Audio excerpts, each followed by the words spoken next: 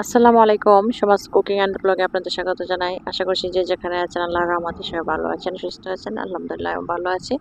আজকে আমি গাজরের হালুয়া তৈরি করেছি। তো আমি যেভাবে তৈরি করেছি সেটি কিন্তু আমি আপনাদের মাঝে শেয়ার করছি। আশা করছি ভিডিওটি ভালো লাগবে। তো এখন আমি চলে যাচ্ছি মূল রেসিপিতে। এখানে হালুয়া তৈরি করার জন্য আমি একটি কড়াইয়ে 2 চা চামচ পরিমাণ ঘি দিয়ে দিয়েছি। আর এখানে আমি গাজর গ্রেট করে নিয়েছি গ্রেটারের সাহায্যে চিকন করে গ্রেট করে নিলে কিন্তু দেখতে সুন্দর লাগে এবং খেতেও ভালো লাগে। গাজরগুলো কিন্তু বাটারের সাহায্যেও ভেজে নেওয়া যায়, তবে ঘি দিয়ে ভাজলে কিন্তু সুন্দর একটা গ্রান চলে আসে। আমি চুলার আগুনটা মিডিয়াম হিটে করে রেখেছি। তারপর আমি একসাথে একটু ভালোভাবে মিক্সড করে নিয়ে হালকা একটু ভেজে নিব ঘিয়ের সাথে। তারপর আমি এখানে দিয়ে দিব পরিমাণ মতো করে চিনি। মিষ্টিটা আপনারা যে যেরকম অনুপাতে খাবেন সেই অনুপাতে দিবেন। আমি এখানে হাফ কাপ পরিমাণ চিনি দিয়েছি এবং 1.5 কাপ পরিমাণ গরুর লিকুইড দুধ দিয়ে দিয়েছি। দুধটুকু আমি আগে কিন্তু জাল করে নিয়েছিলাম। আর চুলার আগুনটা কিন্তু আমি মিডিয়াম হিটে করে নিয়েছি। নিয়ে এখন আমি একসাথে ভালোভাবে মিক্সড করে নিয়ে সিদ্ধ করে নেব। একসাথে আমি মিক্সড করে নিচ্ছি, নিয়ে আমি সিদ্ধ হওয়ার জন্য রেখে দেব কিছুক্ষণ। আর এই পর্যায়ে কিন্তু আমি সামান্য পরিমাণ দিয়ে দিচ্ছি এলাচ গুঁড়ো, আর দিয়ে দিলাম বাদাম কুচি এবং সামান্য পরিমাণে ঘি দিয়ে দিয়েছি। তো একসাথে আমি ভালোভাবে মিক্সড করে নিচ্ছি।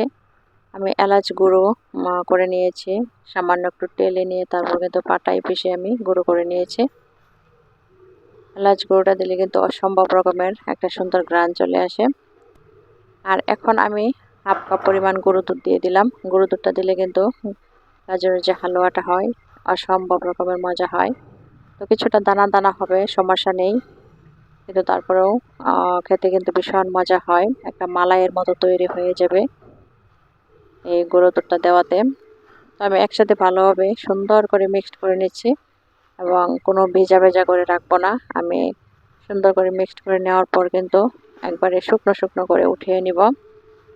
আর এ পর্যায়ে কিন্তু চুলার আগুনটা আমি মিডিয়াম হিটে করে রেখেছি আর সিদ্ধ হয়ে এসেছে। এখন আমি এই অবস্থায় কিন্তু নামিয়ে নিব। নামিয়ে নেওয়ার পর কিন্তু আমি বাদাম কুচি দিয়ে পরিবেশন করছি। আমি এখানে কাজু বাদাম এবং চীনা বাদাম দিয়ে পরিবেশনটা করছি। আপনারা চাইলে কিন্তু যে কোনো বাদাম দিয়ে পরিবেশন করতে পারেন। আমার রেসিপিটি কেমন লেগেছে সবাই আমাকে কমেন্টস করে জানাবেন এবং আমার চ্যানেলটি সাবস্ক্রাইব করে দিবেন। আর আমার ফেসবুক পেজটি ফলো দিয়ে দিবেন। আরও নতুন নতুন রান্না নিয়ে হাজির হয়ে যাব আপনাদের মাঝে। আমি আবারও বলছি, আমার চ্যানেলটি প্লিজ সাবস্ক্রাইব করে দিবেন, তাহলে আমার নতুন নতুন রান্নাগুলো আপনাদের কাছে চলে যাবে। ভিডিওগুলো খুব সহজে আপনারা পেয়ে যাবেন। তো সেই পর্যন্ত সবাই ভালো থাকবেন, সুস্থ থাকবেন, নিরাপদে থাকবেন। আল্লাহ হাফেজ।